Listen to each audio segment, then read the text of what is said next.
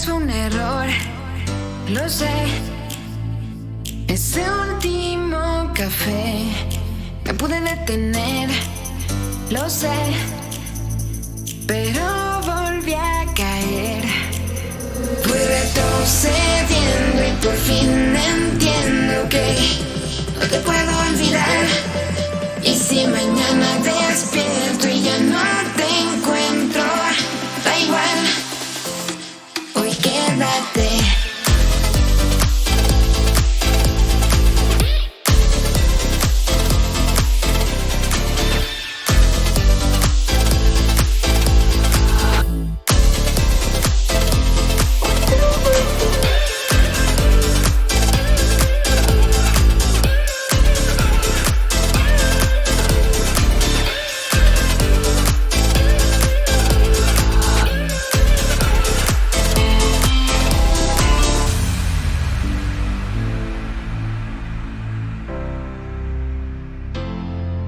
No eres tú, soy yo, lo sé.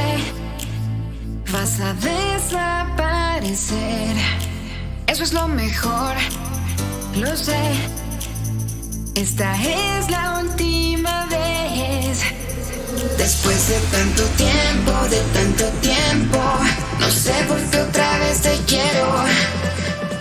No sientes lo que siento, lo que yo siento.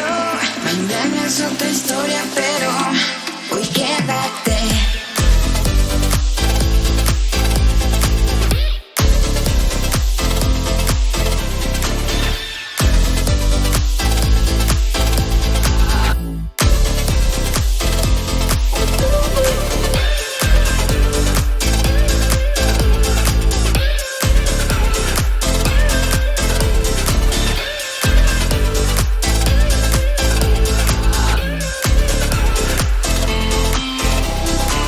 De tanto tiempo, no sé por qué otra vez te quiero. No sientes lo que siento, lo que yo siento. Mañana es otra historia, pero hoy quédate.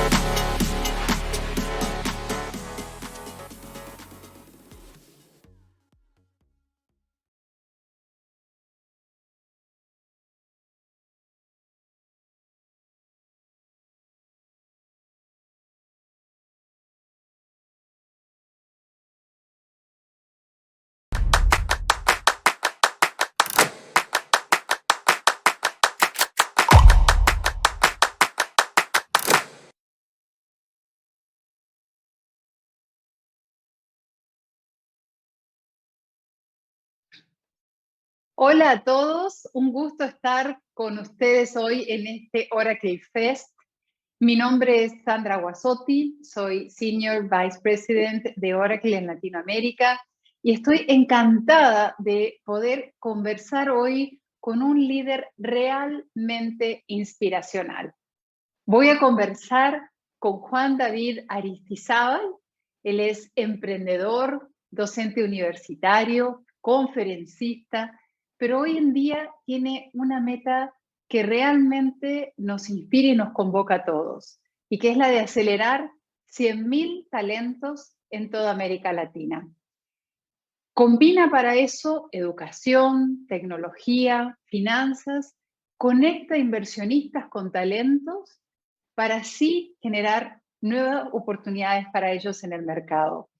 Esto lo hace a través de uno de sus tantos emprendimientos, ProTalento, que es una aceleradora de carreras digitales y tecnológicas, de la cual es cofundador y actualmente CEO. Pero Juan David, además, fue el primer latinoamericano que participó como presidente del Foro Económico Mundial en Davos, en Suiza, en el año 2019. Unos años antes también logró con su equipo de trabajo ser reconocido en el listado de las 30 personas con menos de 30 años en el listado de la revista Forbes y obtuvo un MTV Millennial Award. Más recientemente, en el año 2020, fue seleccionado además dentro de los 19 líderes emergentes de educación del mundo, según Wise Qatar. Diversos emprendimientos. Les hablaba recién de ProTalento, pero también estos emprendimientos que reflejan un propósito de vida totalmente comprometido con la educación tienen que ver con Buena Nota en el 2006, Todos por Educación en el 2013 y muchos otros emprendimientos más de lo que vamos a estar hablando con Juan David, en un momento que es particularmente desafiante para todos. Algunos coinciden conmigo en la visión de que estamos en un cambio de era, otros piensan que esta es una era de grandes cambios. Lo cierto es que no solamente la tecnología está haciendo una gran disrupción en el mundo, sino que también los cambios sociales que estamos viviendo, las nuevas competencias que vamos a necesitar en este siglo XXI, hacen que la educación tenga que ser repensada y redefinida. Hoy escuchamos conceptos como la educación continua, la necesidad de tener que desaprender para aprender. Hablamos de cómo van a ir cambiando estas visiones que tenemos respecto de los títulos profesionales y cómo todo esto está transformando la manera en que los nuevos estudiantes buscan y además aspiran a tener acceso a la educación. De todo esto y mucho más vamos a estar conversando hoy con Juan David. Y sin más, Juan David, muchísimas gracias por estar con nosotros hoy.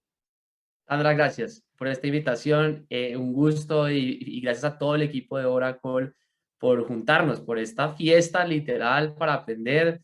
Gracias, muchísimas gracias.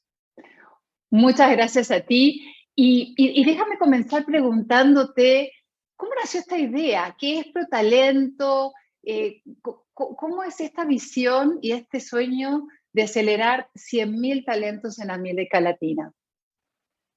Sandra, yo creo que parte de lo que hemos visto en América Latina es que uno oye historias como la de Messi, como la de James o como la de Shakira en el mundo de la música y la gran pregunta es, ¿qué fue lo que pasó con ellos? O sea, ¿por qué se volvieron estos actores mundiales? ¿Qué fue lo que los hizo llegar allá?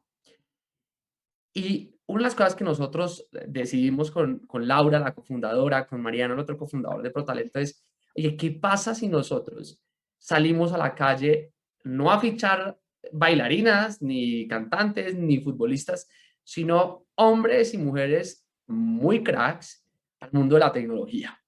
A ver cómo nos va. Y lo que hemos descubierto es, literal, unas peladas, unos pelados, unos jóvenes que son mentes brillantes, que lo que necesitan literal es que uno los fiche, invierta en ellos para que se vuelvan jugadores importantes en la industria. Nosotros comenzamos en octubre y solamente para contarte como ejemplos, es que un pelado, por ejemplo, estaba paseando perros. El joven le tocó desertar de la educación superior, la pandemia lo obligó a eso, no habían recursos en su casa para pagar la universidad y este personaje pues le tocaba 8 horas al día tener que pasear perros para poder comer y poder dormir. Y uno de nuestros aliados, un profesor, nos dijo, oigan, yo les tengo un personaje que cuando estaba en el colegio era brillante, eso tenía pensamiento lógico, matemático, era muy creativo, muy tímido, muy golpeado también porque el sistema pues no ha creído en él. Su mamá y su papá pues le preguntaban cuando él llegaba al colegio que hacía horas y horas metidos en un computador. Y yo sé que este personaje está paseando perros. Pues buscamos al personaje y hoy en día, de octubre a hoy, para hacer la historia corta, donde logramos unir inversionistas, logramos traer bootcamps, logramos traer unos coaches, unos psicólogos. Hoy este personaje, en menos de 10 meses, está trabajando para una firma de consultoría, produciendo videojuegos y ganando 7 veces lo que se ganaba en un día como paseador de perros. Entonces, ¿por qué lo hicimos? Porque hoy en día, y tú lo sabes, las empresas están sufriendo en el mundo y en América Latina porque no están encontrando talento digital. Y por el otro lado, los jóvenes no están encontrando oportunidades. Entonces nosotros dijimos bueno, no queremos montar otra institución educativa, que hoy hay un día muy buenos y bootcamps, que es un término que se está usando mucho en educación y es instituciones que hacen inmersiones cortas para formar en habilidades. Dijimos, ¿qué pasa si nosotros nos volvemos en fichadores de talento? Y fichadores es porque cogimos lo que sucede en el mundo del fútbol, cogemos a estos pelados, a estas peladas, a estos jóvenes, invertimos en ellos, los acompañamos con formación técnica, ellos van a bootcamps que son aliados nuestros, tienen apoyo social, psicológico, y lo más interesante es que hemos creado un fondo, creo que estoy hablando mucho, Sandra, pero ya va a acabar esta historia. Todo el tiempo del mundo, no te preocupes. Montamos un fondo creado con organizaciones de la sociedad civil, empresas, que creyeron a esta tesis de cambio y dijeron, bueno, este es un fondo que no, primero le decimos a los jóvenes, no queremos un crédito educativo, porque además la experiencia nos lo está demostrando en América Latina que el crédito educativo es un susto para los jóvenes. Lo segundo dijimos, no lo hagamos tampoco regalado, porque a los jóvenes les gusta cuando las cosas les cuestan. Y entonces nos trajimos un modelo que se ha utilizado en Australia, que se llama el contrato de ingresos compartidos. ¿Y qué quiere decir eso? Y es que los jóvenes pagan un porcentaje de su salario a este fondo solo cuando estén trabajando durante un tiempo determinado. Si el joven no consigue trabajo, si el joven por alguna razón lo pierde, para de pagar a este fondo de talentos y todos esos recursos se invierten para poder fichar a otro joven talento. Entonces, bueno, esta es la última organización e iniciativa que nosotros creamos. Nuestro objetivo es lograr descubrir estas mujeres, estos hombres que están ahí en la educación superior, en los institutos técnicos o en el colegio, que hay que ficharlos para que rápidamente logremos que entren a la industria y no los desperdiciemos, porque en América Latina hay un gigante dormido llamado talento y nosotros queremos despertar a ese gigante. Me encanta esa frase, un gigante dormido llamado talento. Y esto es independiente de que tengan o no conocimientos previos en el mundo de De la acuerdo. programación o de la tecnología, ¿verdad? No lo tienen que tener.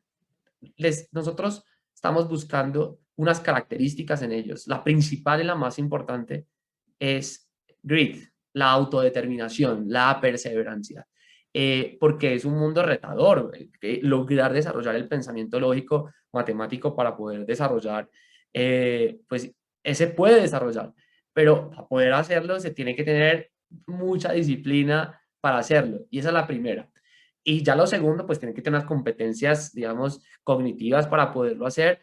Que hay muchos jóvenes así, son muchos, como hay gente que es muy buena para ser médica o médico o artista, hay unos específicos talentos para estas industrias que nosotros estamos detectando y fichando. ¿Y nos puedes contar un poquito más el proceso? Porque ¿cómo los identifican? ¿Cómo la gente se postula? ¿Y cómo hacen todo esto ahora en pandemia con el distanciamiento social? ¿Ocurre de manera virtual? Cuéntanos un poquito más. Así la gente que está interesada también puede difundirlo, invitar a estos talentos a que se despierten. Sandra, dime un pueblo o una ciudad que a ti te guste de América Latina y que no sea una gran ciudad, un pueblo o una ciudad, digamos, pequeña, intermedia. Bueno, a mí me encanta Valdivia, que está en el sur de Chile, porque mi marido nació allá y es un lugar maravilloso. Listo. Entonces, vámonos para Valdivia. Estamos seguros que en Valdivia, en cualquier barrio de Valdivia, hay una joven o un joven con todo el potencial de volverse una crack o un crack en el mundo de la tecnología. Y arranco diciéndote eso es porque es un principio de vida. El talento está en todas partes, las oportunidades no están en todas.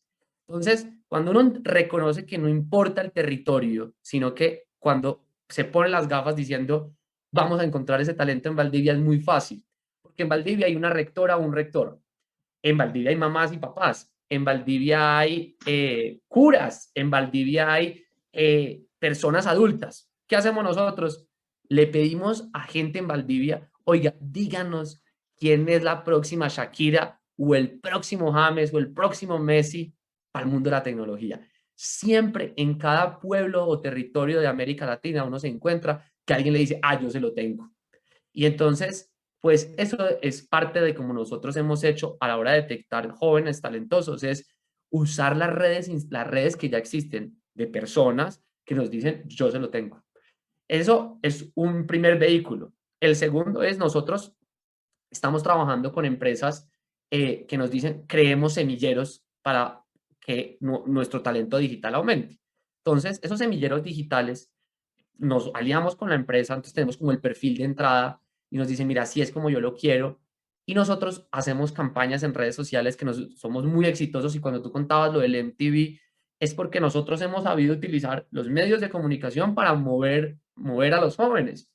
Entonces, esa movilidad esa movilización a través de redes sociales, ¿qué hacemos? Ponemos la marca empleadora. Mire, ustedes, si se reconvierten, esta marca empleadora los puede contratar y les explicamos el formato. Les decimos, ustedes van a tener un acceso a un bootcamp, ustedes van a tener acceso a psicólogos, ustedes lo van a hacer.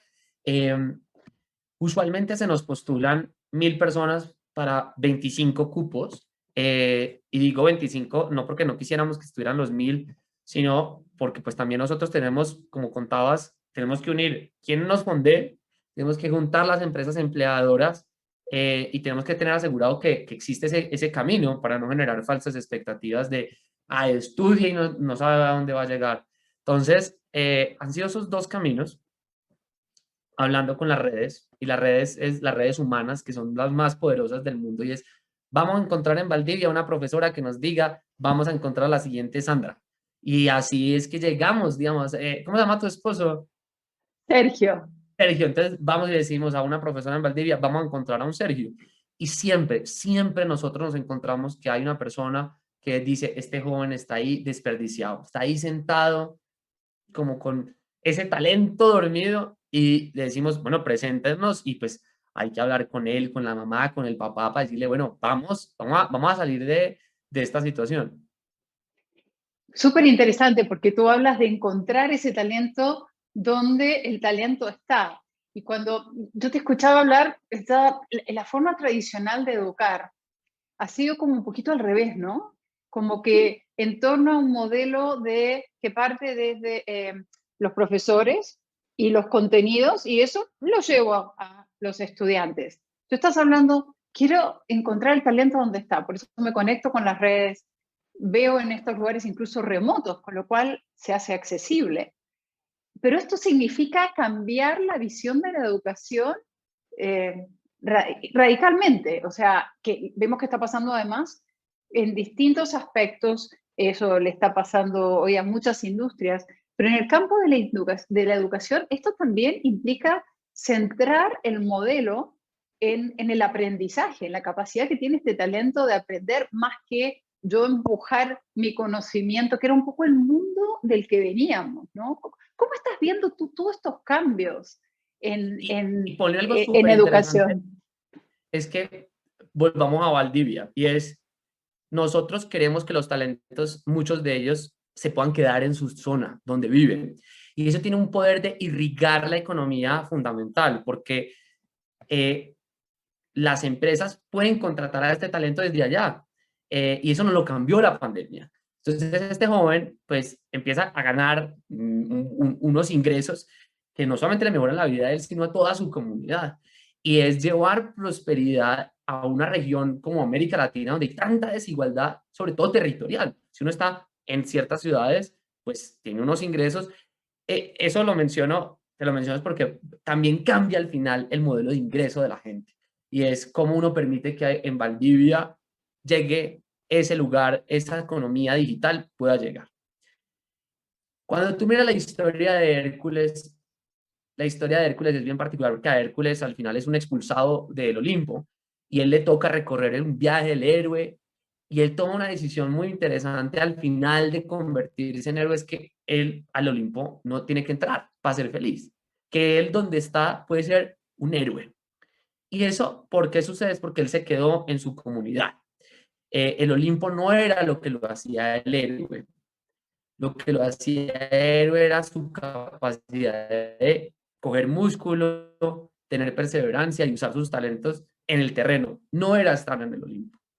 Entonces, hoy la educación, literal, cuando uno mira, lo interesante es que se parece al viaje del héroe de Hércules. Y es, lo importante es adquirir habilidades, es haciendo cosas. No por ir al Olimpo, a la institución de educación, es la que te va a hacer una heroína, sino son tus habilidades. Ahora, la educación sí tiene que ser de calidad. Y eso viene como la mayor disrupción en los próximos años va a estar en la calidad. Porque la educación virtual está permitiendo que mucha gente pueda acceder a contenidos, pero acceder a contenido de muy buena calidad todavía es muy costoso, porque son contenidos o muy curados o por el otro lado son de difícil acceso porque no hay suficiente información. Entonces, Oracle tiene un montón de contenidos que los jóvenes lo pueden usar, pero a veces uno se sienta con el equipo de Oracle y le dicen, Juan, ¿cómo hacemos para que jóvenes lo entiendan? Gran parte, digo yo, es porque todavía hay retos de acceso, de cómo llego yo allá. Entonces, la mayor disrupción es cómo logramos, primero, demostrar que estos modelos de aprendizaje son efectivos, es decir, funcionan. Lo segundo es que son eficientes desde el punto de vista del costo unitario, que uno pueda lograr que no sea imposible de pagar para una persona. Y lo tercero es que sean escalables. Si esas tres cosas suceden, el modelo educativo que hoy conocemos apalancándose en tecnología puede ser, digamos, puede sacar a millones de personas de la pobreza.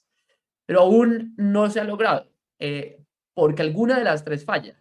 Digamos, el modelo de Protalento es un modelo que es efectivo, es eficiente, pero no es escalable, por una razón, porque nosotros somos supremamente humanos. Es decir, vamos y buscamos a la profesora en un pueblo. Y eso es un reto que tenemos nosotros. Hay otras instituciones como Coursera que son efectivas, eficientes y son escalables. La gran pregunta que uno se hace es, ¿esto sirve en qué momento de la vida? ¿Sirve para educación básica y media?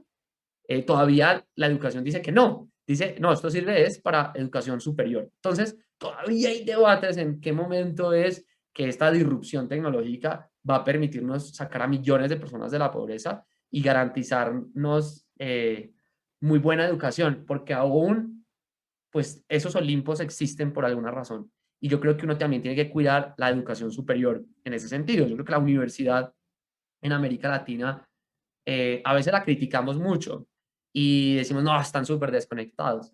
Pero yo no quisiera ir a donde una médica o un médico que fue a un bootcamp de 6 meses. Yo no quisiera ir que mi abogado de protección de marca fuera un abogado que fue a un bootcamp. Yo lo que sí quisiera es que tuvieran mucha práctica, que tuvieran horas de vuelo. Eso también entonces es cambiar los modelos de aprendizaje que están sucediendo en la educación superior, pero la educación superior es fundamental para que América Latina logre superar la pobreza porque investigación, innovación, calidad de la educación, en mucha de la educación superior sí existe eso. Y qué importante esto ahora que necesitamos todos, después de estos efectos devastadores de la pandemia, y rápidamente a un proceso de reactivación económica, ¿no? Entonces, esto va a ser viable en la medida en que conectemos estos talentos, esta educación con el emprendimiento y nuevas oportunidades para todos. Entonces, hoy además toma una importancia aún mayor para que esta reactivación económica que necesitamos generar de manera muy rápida para recuperar empleo, para volver a un espacio de generar una sociedad mejor, más inclusiva para todos, es prioridad para todos los países, no solamente para Latinoamérica. ¿Cómo ves tú esa conexión con el impacto económico que todo esto puede generar a nivel de los países? Sandra, yo creo que hoy nos deberíamos pues digamos, pues tú eres una crack, entonces seguramente tú tienes un dashboard que diría la gerencia que todavía muchos usamos, de pronto es muy pasado de moda, pero el balance scorecard es muy importante para uno hacerle seguimiento a las tareas y el semáforo del balance scorecard muestra a uno cómo va avanzando. Y yo creo que el principal semáforo que tiene que tener América Latina, yo creo que debería estar en alrededor de 3 metas. La primera tiene que ver con el doing business, o sea, cómo nosotros está nuestra competitividad. La segunda tiene que ver con nuestra educación y la tercera tiene que ver con nuestra mitigación y adaptación al cambio climático. Y vamos una por una. Los países de América Latina estamos aún muy lejos de ser abanderados y Chile, digamos, es superior a América Latina, pero aún lejos de lo que es jugadores de talla mundial para hacer negocios, por un tema de aplicación de la ley, por el tiempo para crear un negocio, por lo difícil que es terminar de hacer un contrato, por el cambio de reglas. Y eso, si nosotros no logramos garantizar un entorno que facilite la creación de gestión de negocios, va a ser muy difícil atraer más capital o crear capital para crear empleos de calidad. Entonces, primera tarea que nosotros deberíamos estar como ciudadanos, y creo que tenemos una gran responsabilidad ciudadana en la participación del cambio, es, oye, ¿cómo estamos en temas de competitividad económica? O sea, si queremos tener mejor empleo y de mayor calidad para todos, primer tema es cómo estamos en el doing business, y lo digo es porque se puede medir. Uno mira en cómo estamos en él. La segunda, en educación. América Latina necesitamos rápidamente volvernos una región bilingüe por varias razones, porque accedemos a contenido de talla mundial, pero además podemos producir contenido de talla mundial. Acá pasan cosas maravillosas, que a veces como no las contamos, porque las contamos en el idioma que logramos, claro, muchísimos, pero no el mundo que mueve mayoritariamente los negocios, pues nos estamos quedando por fuera de la conversación. Y cuando uno no cuenta un cuento, pues, no cuenta. Entonces, pues para hacernos contar, pues tenemos que contarlo. Y eso creo que hay que hacerlo en bilingüismo, hay que hacerlo en matemáticas y hay que hacerlo en lenguaje. Eh, ¿Y por qué esas dos? Porque está demostrado que cuando una persona ha logrado adquirir esas dos, tiene el pensamiento crítico muy fortalecido. Y el fortalecimiento del pensamiento crítico vuelve al tema de tener buenos ciudadanos, gente que participa, opina, argumenta y sabe la importancia de vivir en convivencia. Entonces, educación. Y la tercera es que el cambio climático es una cosa que a nosotros como América Latina nos golpea muchísimo, porque cuando tú miras el índice de impacto climático, nosotros, pues, nuestras fuentes hídricas, los países del Caribe, muchos van a desaparecer y van a tener que cambiar de territorio y van a tener que ubicarse en los países andinos, por ejemplo.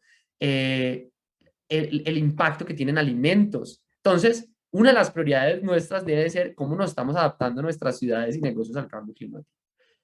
Entonces, esas tres condiciones deberían ser como prioritarias. Uno como empresa, uno como profesional y uno como ciudadano. Y las tres uno se puede hacer el autoexamen. Es, oiga, ¿yo me estoy volviendo un mejor emprendedor en la empresa, sí o no? Y eso tiene que ver con el espíritu emprendedor. Oigan, yo me estoy volviendo el mejor candidato posible para que me contraten y eso tiene que ver es con mis propias habilidades. Y la tercera es, yo consumo de manera responsable cuidando mi entorno. Y creo que esas tres nos permitirían a nosotros generar una prosperidad individual y colectiva en el mediano y en el largo plazo para América Latina. Súper interesante, y mientras te escuchaba pensaba en varios temas que también me gustaría compartir contigo, porque creo que tenemos el desafío de sumar esfuerzos, colaborar y escalar mucho de lo que estamos haciendo. Fíjate que en Oracle, respecto de las personas, y hablas tú de espíritu emprendedor, algo que hacemos y de lo que estamos convencidos es que uno puede ser emprendedor dentro de una empresa. Y nosotros, por nuestra cultura, en Oracle fomentamos mucho que cada uno sea emprendedor dentro de lo que es el propósito y los objetivos de la compañía, pero este es un lugar donde nosotros vamos mucho más allá del job description y podemos tomar iniciativas y en base a eso hacemos programas que son maravillosos y muy reconfortantes para todos nosotros. Te voy a contar el caso de lo que estamos haciendo ahora, por ejemplo, en la Academia de Ventas para Mujeres. Esta fue una idea de gente nuestra, de nuestro equipo, de distintas áreas, y lo que estamos haciendo es, a través de redes sociales, como hacen ustedes en ProTalento, nosotros convocamos a mujeres emprendedoras en el área de la tecnología. Son muy pocas, hay muy poco emprendimiento tecnológico liderado por mujeres, porque acá creo que hay un desafío adicional y es este tema de reducir los gaps. Y uno de los gaps grandes que todavía tenemos, y en tecnología es un campo donde se ve claramente, es el gap de género, ¿no? Entonces, convocamos a mujeres emprendedoras en el área de la tecnología y hacemos bootcamps, donde lo que hacemos es acompañarlas en qué, en algo que es fundamental y que nosotros desde Oracle conocemos mucho, que es su modelo de negocio, su acceso a los clientes, cómo escalan a nivel comercial. Hay muchas entidades dedicadas a lo que es el fondeo, a ayudarlas a partir. Nosotros tenemos un programa muy importante, es el Oracle for Startups, donde también ayudamos a que se aceleren, al scale-up. Todo esto sin pedir nada de equity a cambio. Lo hacemos como parte de nuestra responsabilidad con las comunidades donde operamos. Pero en este programa, que es muy lindo, nos dedicamos a ayudarlos con su plan comercial. Y muchas veces incluso a conectar sus soluciones con todos nuestros clientes, porque todos tenemos redes. Entonces, fíjate que esto nace de este espíritu emprendedor del que tú hablabas. Entonces, lo que a mí me gustaría también dejar instalado es que no necesitas solamente tener un emprendimiento para ser un emprendedor. Hay empresas como Oracle donde tú puedes tener este espíritu emprendedor. Y este programa que partió en Chile, que ha impactado a muchas mujeres emprendedoras, hoy lo estamos llevando a Argentina, en Colombia, y queremos expandirlo. Y me encantaría que algunas de estas cosas también pudiéramos trabajarlas en ecosistema. Te cuento otras iniciativas. Tenemos un programa muy bonito a través de Oracle Academy, que es nuestra fundación sin fin de lucro, para train the trainers en tecnología. Wow.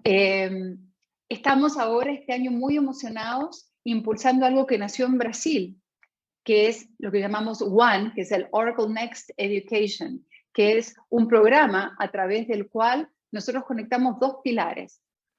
La educación, buscamos formar, dar los skills técnicos, pero también en competencias para developers, con 400 horas de entrenamiento, Wow. totalmente gratuito, y conectar con empresas que necesiten ese talento.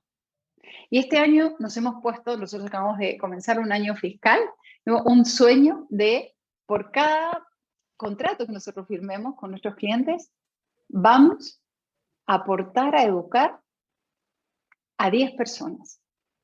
Imagínate, hacemos muchos contratos en el año, pero imagínate para nosotros saber que vamos a habilitar ese acceso para miles de personas en Latinoamérica. Wow. Entonces, Juan David, te cuento esto porque una de las cosas que yo creo que está ocurriendo es que Y hay mira que iniciativas maravillosas que tenemos que conectar.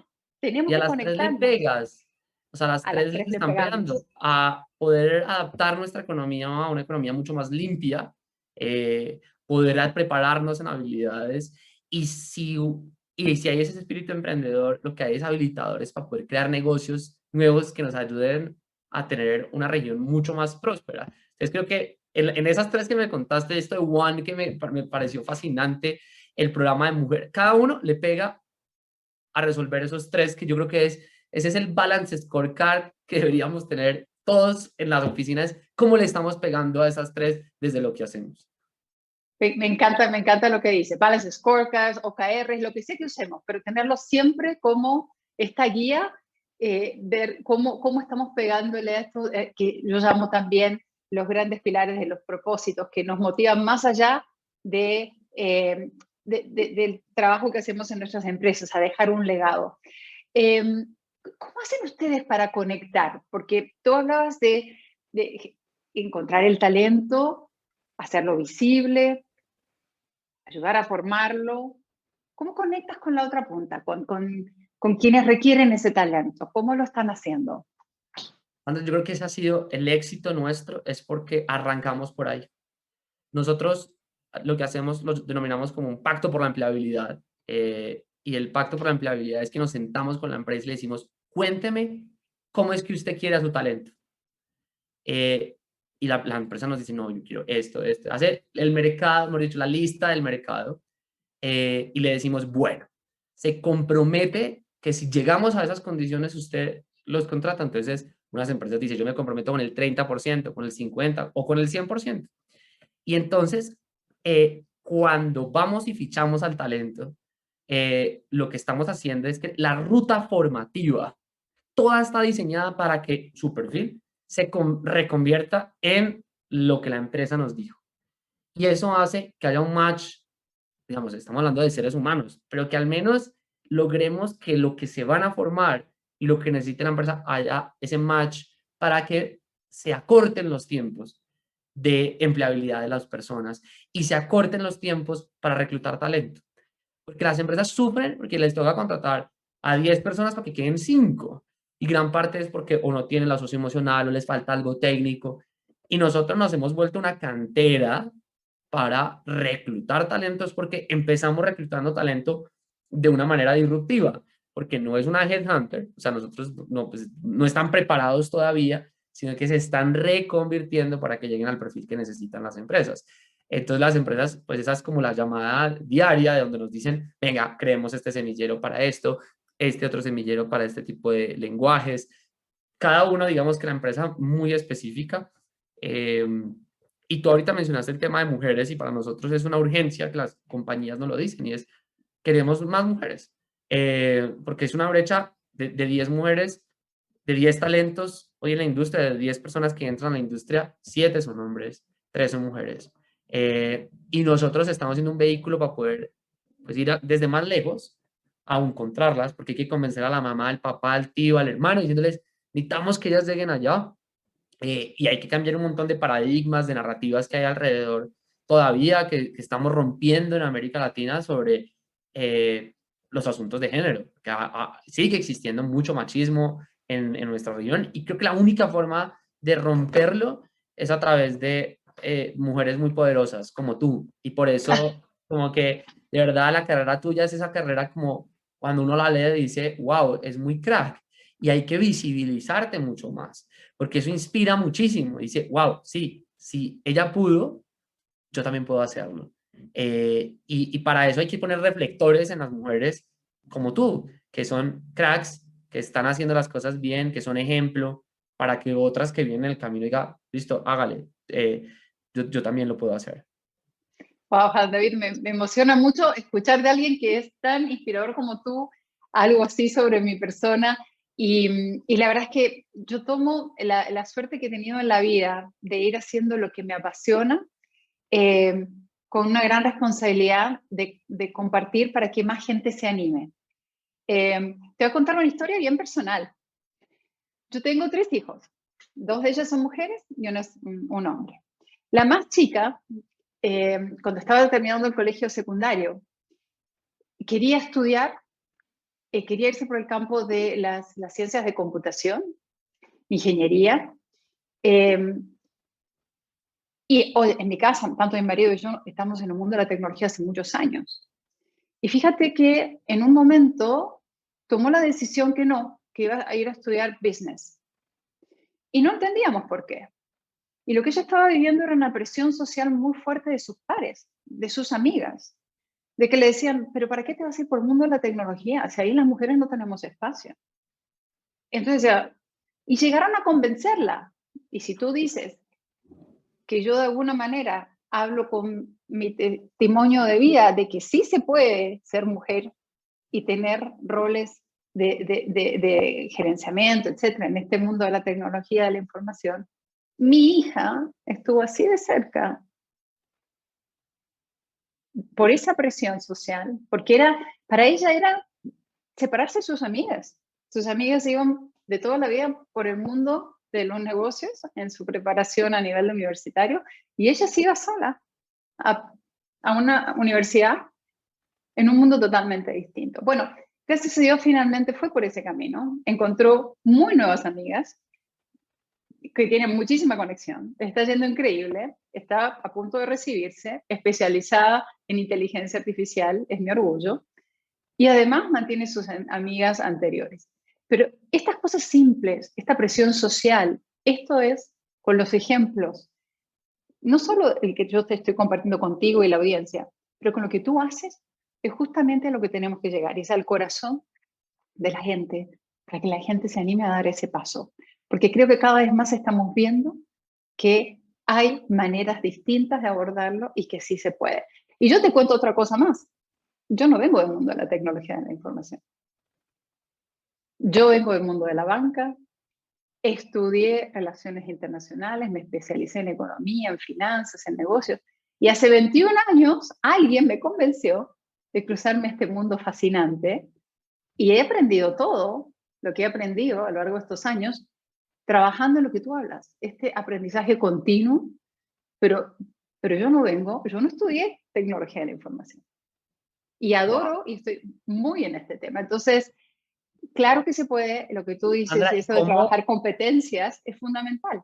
Hay una de las cosas que me pareció muy interesante de tu hoja de vida, es algo que es la internacionalización. Digamos, tú has tenido la oportunidad de estar en otros lugares del mundo, eh, estudiaste relaciones internacionales, entonces como que, ¿por qué es tan importante la experiencia internacional? Digamos, y te lo menciono porque yo muchas veces cuando a mí me preguntan un joven que qué debe hacer, eso es una respuesta pues que es compleja, pero yo le digo, si usted me pregunta un solo consejo, yo le digo, viaje. Es decir, salga de donde está, así sea otro pueblo, así sea otra ciudad, viaje. Y tú has sido una abridora, digamos, has abierto todos los, has sido barriera de caminos, coges nuevos territorios, has creado. ¿Por qué? ¿Por qué ha sido tan importante en tu vida? ¿Y por qué hay que tener ese enfoque? Oiga, hay que tener mentalidad de es un mundo global. Mira, yo creo que es fundamental tener esta apertura porque en ir conociendo distintas culturas, de todo aprendes. Y vas ejercitando un músculo que me parece que hoy, más que nunca de futuro, es relevante y es esta capacidad adaptativa. Entonces, sumado a la curiosidad de cada una de estas culturas, de cada una de estas instancias, el viajar, el salir de la, de la zona de confort, hace que tú aprendas continuamente y vayas incorporando en ti competencias nuevas, temas que sí son cercanos a tu esencia de las distintas culturas, pero además te generan esta capacidad de tener una empatía y conectar con otros que no necesariamente piensan como tú. Eso es un ejercicio súper importante, el abrir esta perspectiva y en cómo esto impacta en quién tú eres, muy profundamente. Yo siempre digo algo que suena un poco como un chiste, pero yo antes de irme a estudiar a Japón, a mí el gobierno de Japón me dio una beca, tuve suerte, mi papá no podía pagarme los estudios en el exterior y me desafió a que yo consiguiera una beca. Y a mí se me ocurrió ir a pedir una beca a Japón, esa es una historia larga que algún día te la contaré. Conseguí una beca y me pagó los estudios el gobierno de Japón. Y me fui a Japón con 21 años sola y tenía que hacer mi carrera en japonés. Yo no sabía decir ni hola en japonés. Tuve que aprender japonés primero, era todo parte del programa. Pero yo siempre cuento la historia de que antes de irme a Japón, yo pensaba, y lo voy a decir así, pero por era tan inocente mi pensamiento, eh, que básicamente en el mundo había un Dios y además hablaba español, ¿no? Más o menos esa era mi visión del mundo. En serio te digo. Y yo llego a Japón, donde encontré, primero conocí mucha gente de Asia, viajé muchísimo por Asia, y en términos de religión, no cambió mi convicción respecto de mi religión, pero aprendí tantas cosas de tantas religiones distintas, de valores. Incluso alguien me desafió una vez a decirme, ¿y si yo no creo en una religión? ¿Por qué crees tú que eso significa que yo no tenga valores? Me cambió tanto la perspectiva respecto del tema, un tema del que generalmente, además, no es políticamente correcto hablar, que es religión, pero fíjate que este es un ejemplo de lo pequeño que era mi mundo y esto me amplió una visión y una capacidad de conectar con gente y tratar de mirar la vida desde otros ojos que a mí me ha hecho, creo yo, una mejor persona. Y esto lo puedes hacer viajando, obviamente, lo puedes hacer hoy en un mundo virtual, pero es con esta predisposición a que cada una de estas instancias te permita conectar y aprender. Por eso algo que tú dijiste antes, el idioma es fundamental. Yo para tener acceso a esta beca sí tenía muy buena base de inglés. Después tuve que aprender japonés de cero, porque me exigían estudiar en japonés. Y sí se puede. ¿Ah? Aprendí a los 21 años y me dediqué y me recibí y estudié, hice mi carrera en japonés. O sea que también se puede, el cerebro se puede entrenar y las competencias se incorporan. Pero esta visión global es fundamental para desarrollar capacidad adaptativa, empatía, conectar y reinventarnos permanentemente. Entonces, yo creo que es súper importante lo que tú dices, de tener también una visión global. Y para nuestros países, donde tenemos que pensar en cómo tener escala para hacer las cosas, esta capacidad de partir pensando en global, no solo el país, cómo nos expandimos. A mí me gusta mucho, por ejemplo, la iniciativa que tiene Colombia respecto de ser realmente un hub digital, de nacer pensando en cómo ampliamos oportunidades, pero a una escala global. Creo que es una tremenda oportunidad para todos nosotros. André, y acabas de decir algo que creo que es del el descubrimiento trabajando con muchos jóvenes, es hay que creernos el cuento y con humildad, en el sentido no es el ego el que nos debe mover, porque a veces uno siente mucho ego sobre el pasado. No, es que nosotros fuimos, nosotros fuimos, nosotros fuimos, y creo que ese es el más complejo y difícil. Andrés Oppenheimer, que creo que en tu biblioteca por ahí lo tienes, habla de basta de historias. Y es importante como uno saber que el pasado, lo que fue, pero si es creerse el cuento de que podemos hacer cosas grandes, que nosotros con nuestra vida profesional podemos hacer cosas de impacto y de talla mundial, y lo mismo nuestra sociedad, nuestro país, América Latina, puede ser una región próspera, una región con equidad de género, una región que saca millones de personas de la pobreza, lo tenemos que creer. Y yo creo que eso no se hace si individualmente cada uno no se para y dice, como la Supergirl, la profesora del Superpose, que es esta profesora que habla que lo importante es ponerse la pose de la Mujer Maravilla para hacer cosas. Yo creo que hay que ponernos la pose de la Mujer Maravilla y decir, vamos a cambiar el mundo y somos poderosos y lo podemos hacer. Y tenemos que soñar grande, tenemos que soñar en grande. Fíjate que nosotros en Oracle hace ya algunos años dijimos, vamos realmente a transformar el mundo poniendo nuestra semilla en lo que nosotros sabemos hacer, y es justamente habilitar la innovación a través de la tecnología y el poder de los datos. Y claro que podemos cambiar el mundo, y nos lo tenemos que creer.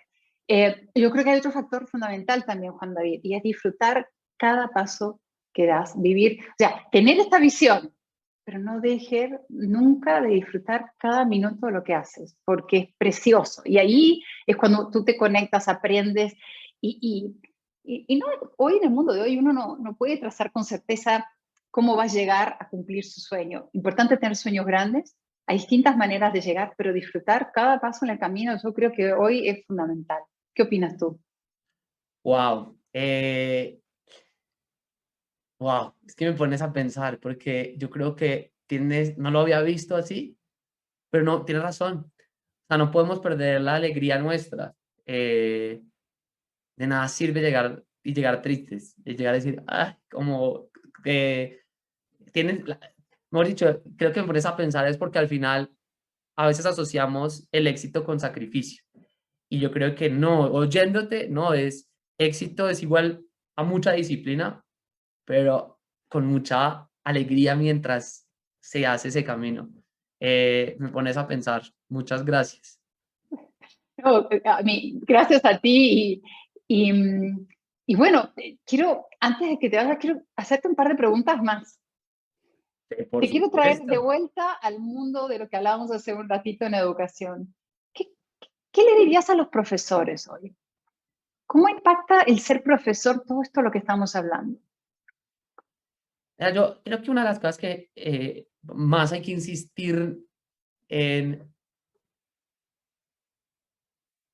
a los estudiantes, sobre todo, es de olvidarnos de una pregunta y es, ¿qué quieres hacer cuando grande?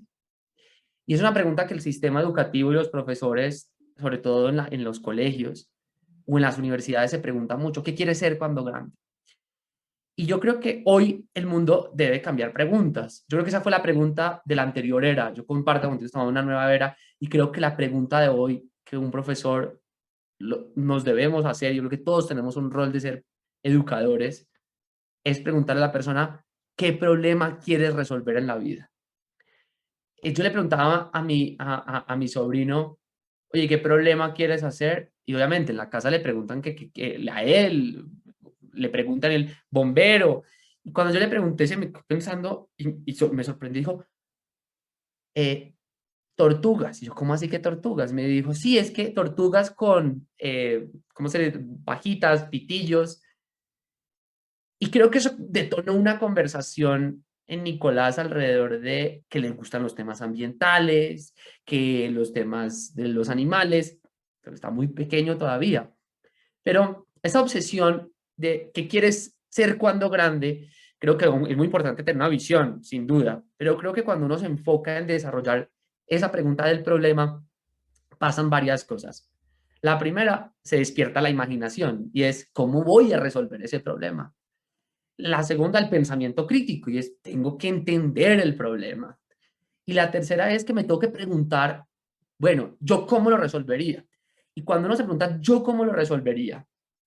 Estamos hablando de las habilidades individuales. Y esas son únicas, es nuestra huella digital del talento.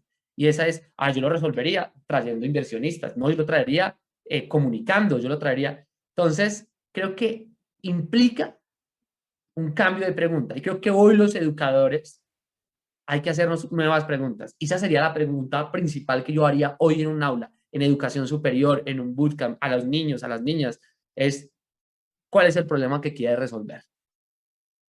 Fascinante. Ahora sí me dejaste pensando muchísimo, porque creo que no es solamente hacia los educadores. En las empresas también tenemos que todo el tiempo estar preguntándonos esto, ¿no? ¿Cómo cambiarían las cosas si partiéramos desde ahí? Habría muchos más puntos de conexión. Me encanta lo que acabas de decir.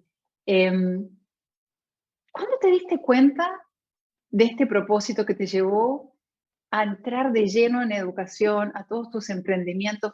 ¿Cuándo te pasó a ti de darte cuenta qué problema querías resolver? ¿Cómo Mira, fue? yo vengo de una familia que se dedicó a la exportación de café, al cultivo y a la exportación de café. Y mi familia entró en bancarrota y de un momento a otro vimos cómo pasamos de la prosperidad a tener dificultades económicas. Y esto fue así. Una tía abuela mía se muere y a mi hermana y a mí nos deja unos recursos. A mi hermana le sirven para pagarse sus primeros semestres en la universidad y yo cojo esos recursos y me voy a estudiar a un pueblo cerca a Boston, en Estados Unidos. Y yo un día veo un sitio como con una sirenita verde y yo entro a un sitio muy bonito y era un sitio donde vendían café. Y yo voy y pido pues un café, un americano y me cobran $3 por ese café. Y ahí me sentí profundamente pobre porque dije, no puede ser que mi familia esté allá en el eje cafetero en Colombia, teniendo un montón de dificultades porque el grano, que el molido, que... Y acá una tienda llamada Starbucks cobra $3 por un café. Esta gente es genio y nosotros somos unos pelotudos. Y somos unos pelotudos, yo me acuerdo llamando a mis papás a mis 14 o 15 años, diciéndoles, no entiendo ustedes por qué no son los dueños de Starbucks. Y es, tienen valor agregado, o sea, yo veía todo ahí. Y yo creo que yo me devuelvo a Colombia y dije, lo que yo quiero hacer es cambiar el modelo mental que nosotros tenemos, que tiene que ver con no unir las tres cosas. Mi familia le faltó mucho espíritu emprendedor, o sea, yo soy gracias a ellos lo que soy como ser humano, pero el negocio cafetero pudiéramos haberlo explotado y aprovechado más si en vez de solamente exportar el grano, en ese momento le hubiéramos puesto mucho valor agregado. Nos faltó espíritu emprendedor, nos faltó educación. ¿Por qué? Porque les faltó estudiar comercio internacional, les faltó aprender a negociar y sin duda les faltó tecnología, apalancarse en tecnología. Entonces, creo que ahí fue como el clic. Yo dije, esta es la aventura. Eh, y creo que fue así. En últimas, como que fue entendiendo el contexto y viendo como, uy, es por aquí el llamado. Y creo que mi historia es la historia de la mayoría de los latinoamericanos que sabemos que nosotros podemos generar productos de valor agregado si le metemos espíritu emprendedor, educación y tecnología a lo que hacemos. Me encanta lo que dices y me gustaría para terminar esta conversación y desde ya te dejo invitado para que sigamos conversando No, en otras Sandra, yo quiero, instancias. lo he dicho, que tener contacto y que nos volvamos a ver. Por supuesto, y así será. Y creo que tenemos muchas posibilidades de trabajar juntos en muchos frentes para generar más impacto en algo tan importante como es la educación y el talento. ¿Cómo es el mundo post pandemia para ti, Juan David? ¿Qué ves? ¿Qué te imaginas? Mira, yo creo que nosotros veníamos en una tendencia en el mundo del turismo, era muy importante. Eh, yo creo que lo que va a suceder, y tú lo dijiste ahorita frente a la felicidad y la alegría, y es que el mundo va a buscar mucho más balance. Y yo creo que la palabra más importante después de esta pandemia se va a llamar el cuidado. Y va a tener que ver con el cuidado de uno, o sea, el cuidado de la mente, y eso es aprender cosas nuevas, aprender a cuidar sus pensamientos, a cuidar su cuerpo, a cuidar su alma. Yo creo que ese es uno, el cuidado, pero también el cuidado del otro. Yo creo que nos va a servir para cuidar las instituciones. O sea, ¿qué pasaría si no tuviéramos gobiernos que no responden rápidamente? Gobiernos que no permiten que a los más pobres les lleguen subsidios para que coman. ¿Qué pasa cuando nuestra vecina o vecino no lo cuidamos? Entonces yo creo que el cuidado del otro se vuelve fundamental. Y el tercero, pues tiene que ver con el cuidado con el planeta. Entonces, creo que ese cuidado va a implicar, pues, poder viajar, poder abrazar al otro, poder compartir con el otro, entendiendo el ecosistema en el que se vive. Y esa situación del cuidado, yo creo que nos va a cambiar cosas que estaban sucediendo antes en cada uno de los frentes. Y es, antes era importante el cuidado del alma y el espíritu y del cuerpo, yo creo que va a ser cada vez más importante. O sea, creo que era importante, creo que hoy, después de pandemia, creo que más escuelas de meditación, creo que las religiones y las iglesias se volverán más importantes en la gente porque responden al cuidado del alma y del espíritu, y los que no crean en una religión creo que van a encontrar caminos para fortalecer su cuidado espiritual. Creo que el cuidado del otro, creo que lo estamos viendo, y es, no puede existir una sociedad que no tenga instituciones fuertes, empresas fuertes, gobiernos que sean capaces de responder, lugares comunitarios, los parques, y ahí también se va a volver importante la seguridad, como que el cuidado del otro. Y creo que la pandemia aumentó el uso del plástico. Y creo que lo que va a venir muy pronto es que va a haber un llamado urgente a que tenemos que tener un consumo realmente responsable, porque la pandemia nos tocó adaptarnos al uso del plástico para todo, porque había que cuidarse. Eh, sería eso. Yo creo que la palabra es el cuidado. Me encanta. Con esa palabra nos quedamos el cuidado y el cuidado del talento también, ¿no? El cuidado de las personas como parte de este mundo al que estamos yendo. Yo estoy convencida, va a ser un mundo mejor, un mundo que tenemos que entender, que estamos descifrando, pero qué lindo es en este camino tener gente tan inspiradora que no solamente piensa y habla, pero hace como tú, Juan David. Muchas gracias y nos estamos viendo muy pronto. Y nos vemos en Valdivia. A Valdivia A vamos. Valdivia vamos. Maravilloso. Y por cierto, con mucho emprendimiento tecnológico. Tienes que conocer Valdivia. Así será. Gracias, Sandra. Gracias, un abrazo.